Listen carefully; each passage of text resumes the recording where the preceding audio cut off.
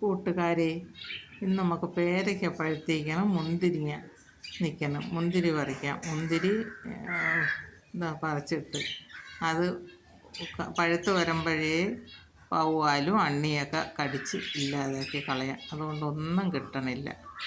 പേരയ്ക്ക അതുപോലെ നിൽപ്പുണ്ട്. പൊതിഞ്ഞ് വെച്ചാൽ കിട്ടും, അല്ലാതെ വലിയ പാടാണ് നമുക്ക് പേരയ്ക്കൊക്കെ പഴുത്ത് കിട്ടാനായിട്ട്. ഇതിപ്പോൾ നോക്കിയപ്പോൾ ഒരുപാട് കായ ഉണ്ടായിരുന്നു, ഒക്കെ വവ്വാൽ തിന്നുകൊണ്ട് പോയി. ഈ വെള്ള പേരയാണ്, വാങ്ങിച്ച് നട്ട തൈയാണ്. ശരിക്ക് കായും ഉണ്ടായിരുന്നു. ഇതിൽ നിന്ന് ബട്ട് ചെയ്തെടുത്ത് തൈ ഇവിടെ നിൽപ്പുണ്ട്. ഇത് ചുവന്ന പേരയാണ്, അതിലും നിറയെ കായുണ്ട്. കുറച്ചൊക്കെ നമുക്ക് കിട്ടും, അല്ലെങ്കിൽ വവ്വാലി തന്നെ എല്ലാം കൊണ്ടുപോകണത്. വവ്വാലും അണ്ണിയും കിളികൾ ഒക്കെ വന്നിട്ട് അത്രയും കൊണ്ടുപോകും.